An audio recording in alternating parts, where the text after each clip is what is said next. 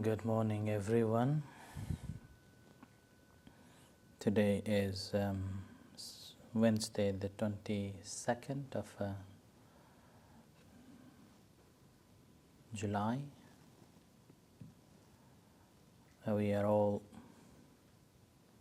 gathering this time to do this morning chanting.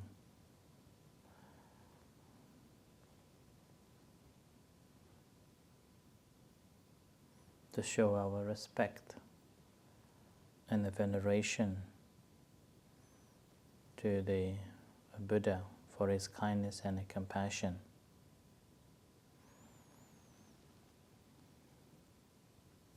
Thank you very much, everyone, for participating this morning chanting.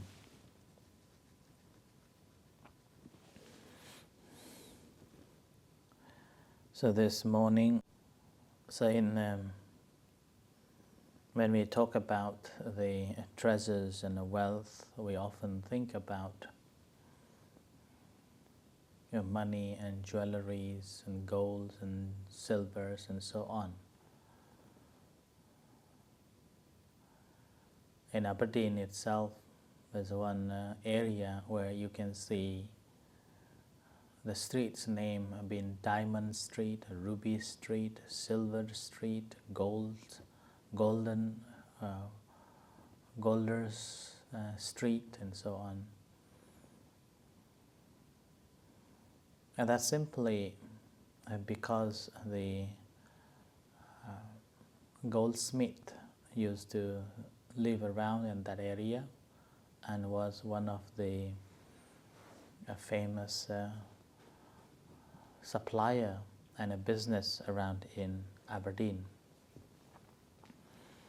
So as a result, in honor to this group of goldersmiths,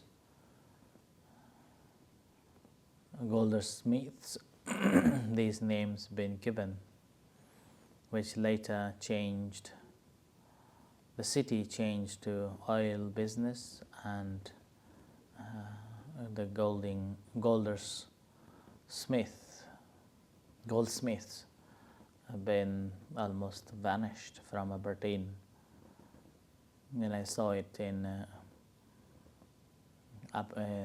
Birmingham.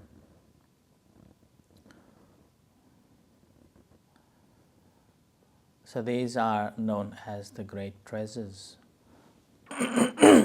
that people would like to have or in possessions. The treasure of treasures like the gold, the silvers, and diamonds, and rubies, and so on.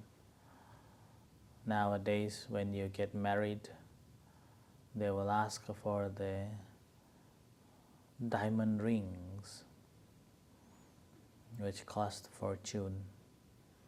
And also, you never know that diamond is real or not.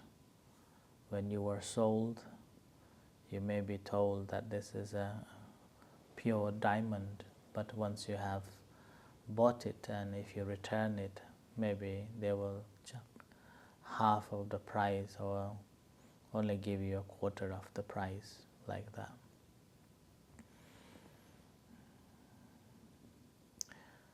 And in the past, people used to use the gold as the treasure, and the rubies and so on, and silver. These treasures are a treasure that can be lost and can be stolen, and also can cause troubles in between not only families but also the nations and ethnicities and so on. And because of these treasures, sometimes even brothers fight and split.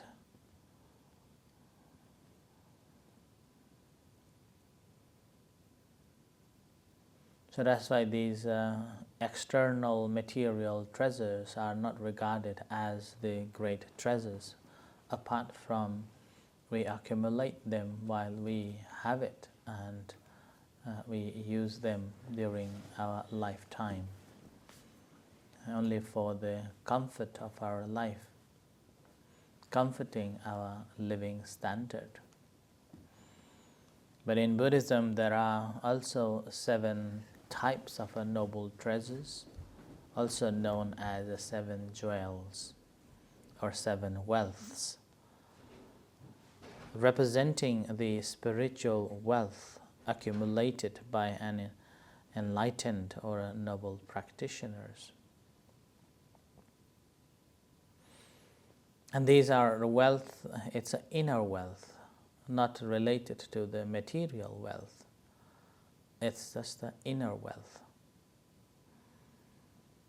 Unlike the material treasures or riches, which are temporary and prone to lose or theft, these inner qualities that the Buddha spoke about, these qualities that form a long-lasting foundations for the spiritual awakening and the peace.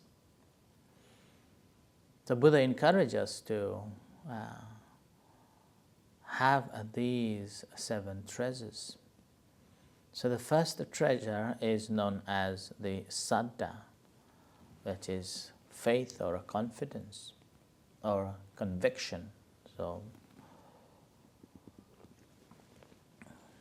offering ourselves. And this is basically trust and belief in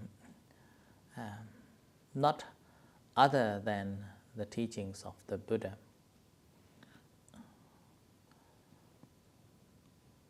And the truth, the trust and conviction on the truth of the Dhamma that the Buddha spoke about, and the Sangha, the spiritual community.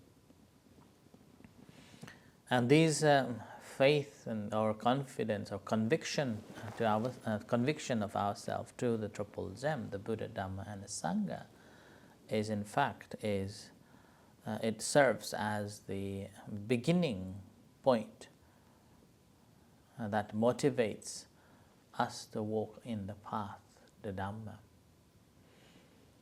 And here the faith in the Buddha is simply understanding that the Buddha was enlightened and he lived for 45 years teaching the Dhamma for the good and the benefit out of compassion. As the Buddha enlightened, so we can. So this is the faith that we have developed. We have to develop firmly. You need to establish in it.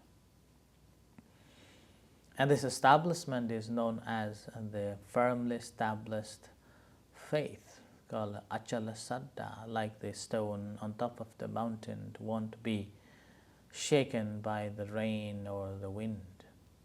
That sort of a firm faith has to be developed.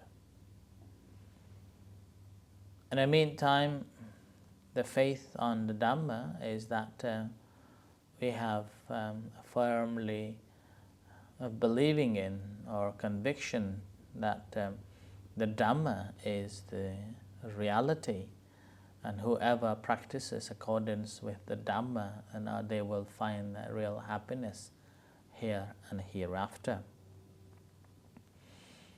And the faith in the Sangha is again taking the example of their way of living and practices that they have been practicing, pursuing to understand the Dhamma and eventually attaining the noblehood. So that's why these 3 are the starting point for that motivates one to practice further on in the spiritual path. So that's why this is known as the first inner quality. And the second the treasure is the sila. which we can translate it as the virtue or moral conduct.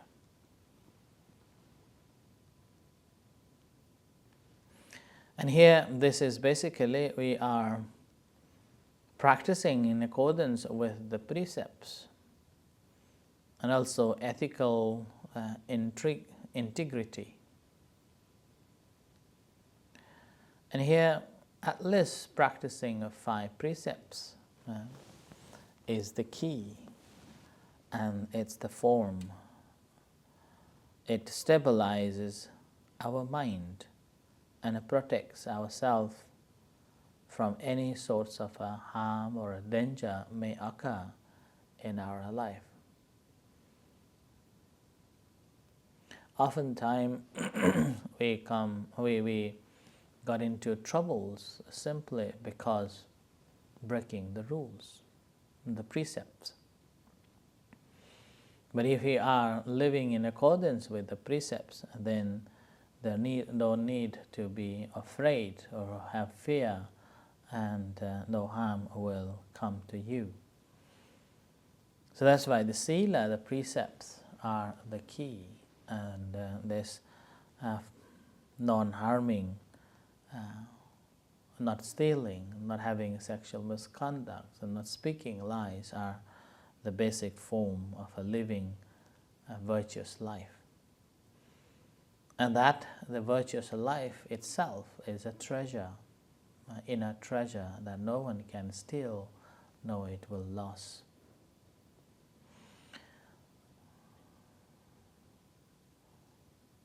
So the Buddha encouraged us to live in accordance with the precepts in order to find the real happiness. When we observe the 5 precepts, venerable monks normally would chant saying, Silena sugating yanti, silena poga sampatha, silena nibuting yanti. So 3 benefits are there.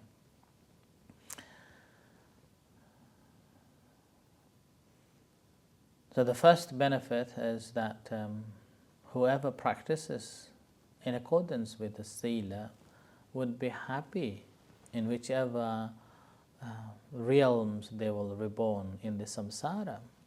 It's called a sugating yanti. So take rebirths in the good realms. And the second is the bhoga sampati. It means the material comforts. There will be no difficulties in living. We will always have something, which is the reason why venerable monks never starved, because of their sila. They practice precepts, and as a result, members of a community always come and offer the dana.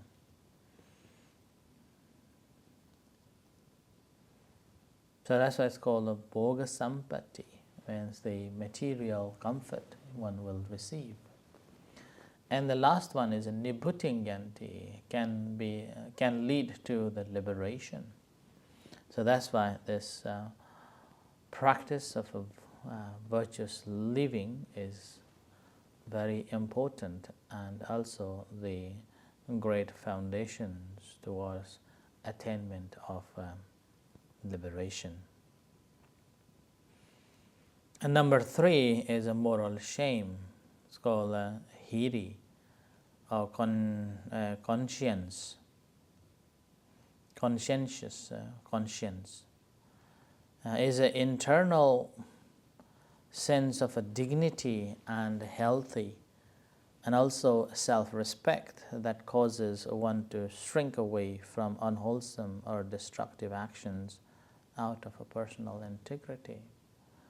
Now here the Buddha said a couple of times or many times that a person who has this Dhamma, hiri, moral shame, would not act anything in front or at the back that could bring harmness.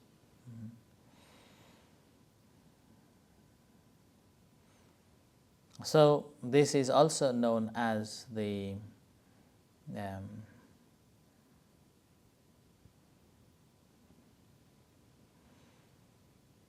as a Deva Dhamma, which is the celestial living standard or celestial Dhamma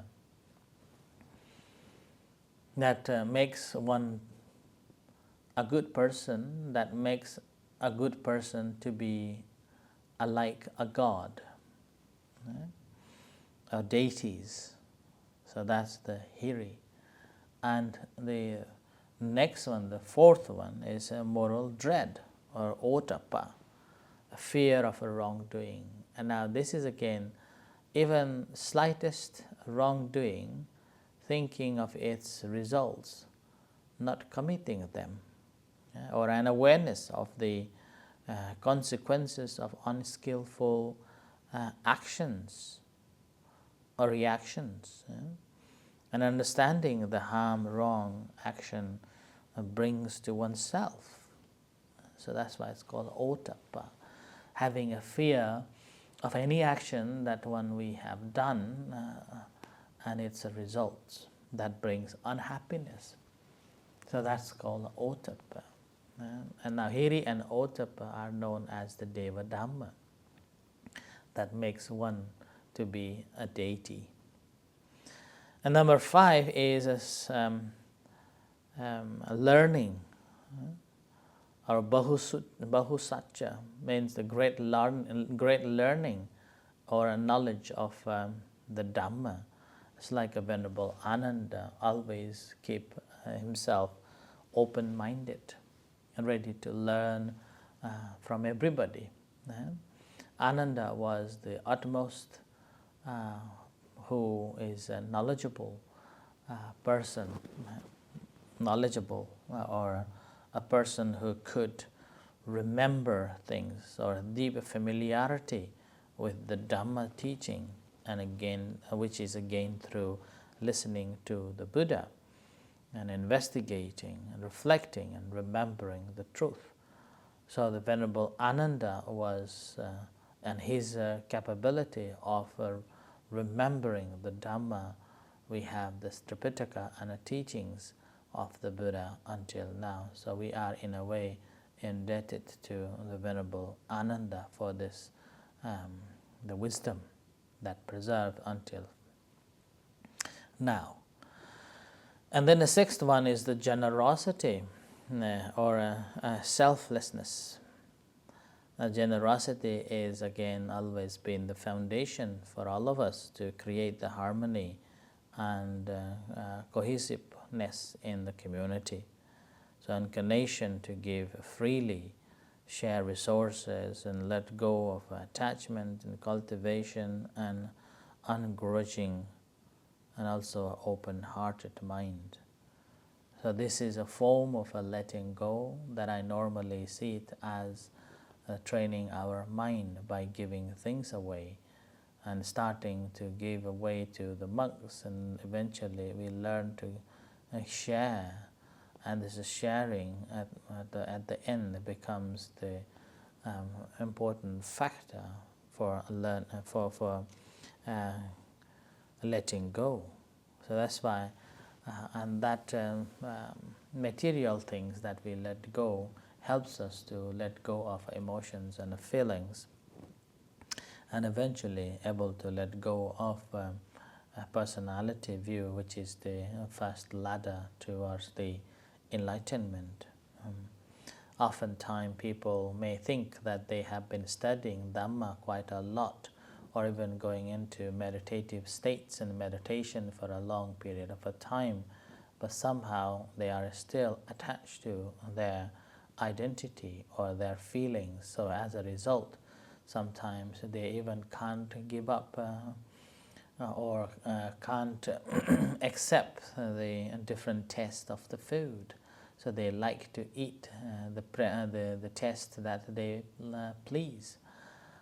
And even like a concept of being a vegetarian and non-vegetarian comes under that attachment too. So it doesn't matter how much you have understood the Dhamma, it doesn't matter how many retreats you have taken, but if you still have this attachment to certain views and certain concepts, then that means you are still attached, you have an attachment, you haven't let go Whereas the practice of giving dana or giving sharing is actually the ladder to learn to let go.